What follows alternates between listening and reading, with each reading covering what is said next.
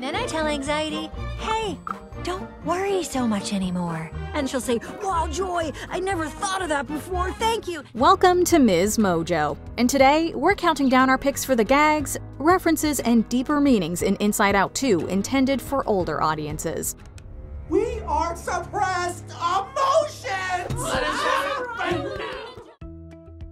Number 10. A Weekend Alone. Sir, the wife has initiated contact. What do we do? This is our chance. Give her the look. It's not the first time we've seen Riley's dad try to initiate a little something-something. He's making that stupid face again. Ugh, should we smack him? Come on, he's adorable. This time, however, the implication feels a little less innocent than a mere kiss. In the car on the way to hockey camp, Mr. Anderson seems to be rather looking forward to some alone time with his wife. His lip bite and wiggling eyebrows make it clear he has his own ideas for the question he's asking. So, big weekend for us. What do you want to do? Well, we could finally clean out the garage, or... Unfortunately, Mrs. Anderson doesn't notice his subtle suggestiveness, and her husband's face quickly falls at the mention of using the precious time for chores. Number 9. All the clever names. Look, there's inductive reasoning, there's déjà vu, there's language processing, there's déjà vu, there's critical thinking, there's déjà vu. Continuing on with this trope from the first movie, we get a few new aptly named sectors of Riley's mind. See, I told you I'd find it. The stream of consciousness. In addition to the stream of consciousness and the train of thought, we've now been introduced to the sarcasm. Boy, are we so lucky we ran into you guys. Boy, are we so lucky we ran into you guys. Huh? That whole bit was brilliant, by the way. While some of the earliest jokes a person can learn are puns, we don't imagine the cleverness of the visual representations in Riley's mind were fully appreciated by some of the younger audience members. We hope Mount Crushmore was not lost on them, at least. Mount Crushmore? Those are her top 4? The only one that matters is Lance. Number 8. How the Emotions Bonded. I know you, Sadness. You are strong. I can't give you specific examples right now, but you got this. The friendship between Sadness and Joy didn't always come easy, so it's sweet to see that they're continuing to get along so well in the second movie. This makes the sight of some of the new emotions bonding so effortlessly with the old ones a little out of character. Fear, for instance, takes an immediate liking to Anxiety. She fails to impress the coach, does not become a firehawk, and finally arrives at high school. She has no one. She eats alone, and only the teachers know her name. Ew. Okay, you and I are gonna be friends. Meanwhile, Sadness and Embarrassment become friends. When you realize those are emotions that are actually linked in the brain, however, it makes more sense to see their physical embodiments hit it off right from the get-go. What's your name, big fella? That's embarrassment. Number 7. The character designs. The original 5 emotions have character designs that fit them super well. Oh, I'll show you attitude. No, stay happy! But in the sequel, we can see how things are pushed even further. There's the obvious stuff, like envy being so tiny because she's an emotion that makes you feel small, and embarrassment being the perfect shade to connote blushing. Subtler, however, is nostalgia's rose-tinted glasses. You know, the way we all look back on the past? Remember when we all finally came up to headquarters? That was like 30 seconds ago, nostalgia. Even the quality of Lance's animation is perfect for the era of video games he's pulled from. Incidentally, how many kids do you think caught the gag of Ennui being French because her name derives from the French word for boredom? What emotion was that? That's ennui. On what? Ennui. It's what you would call the boredom. Number 6. The 1984 reference. Even if you weren't around at the time of this commercial's airing during the Super Bowl 18, chances are you've seen it online or are at least familiar with spoofs of it. We are one people, with one will, one resolve, one cause. The commercial was itself inspired by George Orwell's novel 1984 and produced in order to introduce the Apple Macintosh computer. The scene in Inside Out 2 where Anxiety gets on the monitors to rally all the Dream production artists references it. We need to help Riley prepare. Now's the time to send up every possible thing that could go wrong. We are looking to the future. Joy's efforts to overthrow Anxiety's control aren't quite as violent. No sledgehammers involved, but they are effective. Don't listen to Anxiety. She's using these horrible projections to change Riley. Joy, I'm doing this for you. This is all so Riley can be happier. If you wanted her to be happy, then you'd stop hurting her. The reference is likely an homage to Steve Jobs, who co-founded Apple and was a major player in Pixar's launch. Number 5. The shift in the islands. As we progress through our lives, it's normal to see a change in the things that play a big role in our lives. Glad to see Boy Band Island finally broke up. But Goofball is still monkeying around.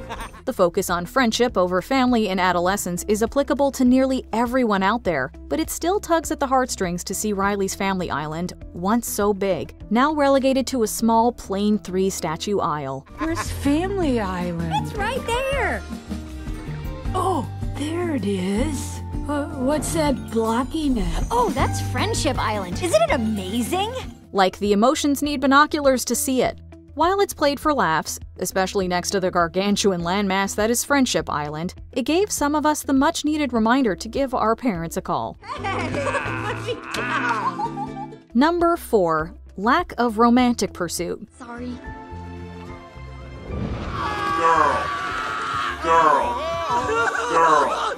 Puberty usually goes hand in hand with some big feelings, but there's a notable lack of romantic interests in Inside Out 2. Sure, we get Mount Crushmore, where eagle-eyed viewers will spot Jordan from the short Riley's first date. But other than that, there's no mention of a crush, aside from a boatload of fawning over Val. Hey, hi. I'm Val. I know, you're the varsity captain. You set the all-time goal record as a junior. Your favorite color's red and your skates. What are we saying? We're so uncool. Why are we still holding her hand? Like me. This leads us to wonder if anything ever did happen with Jordan and whether we missed Riley's first heartbreak. Did you leave Jordan with Dad? Mom, this is so embarrassing. Riley, your father would never do anything. Of course, romance isn't necessary to tell Riley's story, but it would be interesting to see her navigate some of those complicated emotions, and perhaps even get a whole new island. Number 3. Anxiety's arc parallels Joy's from the first movie. Joy, I'm sorry. I was just trying to protect her.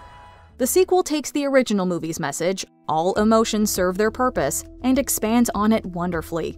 This time around, we're shown that, just like we shouldn't suppress negative emotions, we shouldn't suppress the negative parts of ourselves either.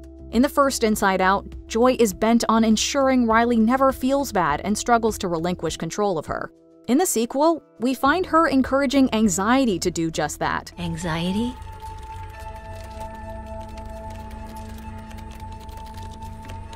You need to let her go. Don't get us wrong, though. Joy still learns her lesson about tossing things she doesn't like to the back of Riley's mind. It's weighing on her, so let's lighten the load. A one-way expressway to... We're not gonna think about that right now. Woo! Number 2. You feel less joy. I don't know how to stop anxiety. Maybe we can't. Maybe this is what happens when you grow up. You feel less joy. Ouch! This one's a whole sucker punch to the gut. It's a line that is so plainly directed at the adults and seems to be made further evident by Joy herself becoming discouraged enough that she's brought to tears at one point. Come on, please. What am I missing? If Joy herself can become sad, what hope is there for the rest of us? Just kidding, sort of. Although we end on a hopeful, positive conclusion, this line is never really contradicted. That's because you would be hard-pressed to make a convincing argument. But let's not get too demoralized. It may be harder to find the joy in adulthood, but it's always there if you're willing to look. And we wouldn't be surprised if subsequent movies tackled exactly that premise.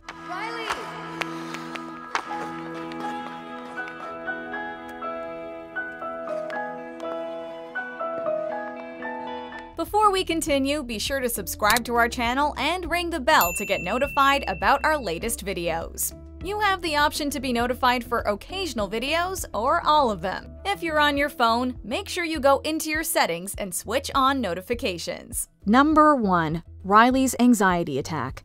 13 is already a young age to experience an anxiety attack, so we doubt any of the kids watching really understood how significant a moment it is. Come on, Riley. Get it together. Come on, Riley. Get it together. I'm not good enough. It's hard to watch in general. but if you're someone who's dealt with anxiety, you could probably feel Riley's panic with her. Keen eyes may have also noticed that, the moment anxiety takes over at the beginning of the film, it's not just the console that turns orange. Orange? Who made the console orange? Do I look orange? I didn't touch it. Orange is not my color. Not me. Hello, everybody! Suddenly, orange is everywhere. Riley's hockey team, the lockers, the bleachers. It serves to symbolize the lens through which she's now seeing the world.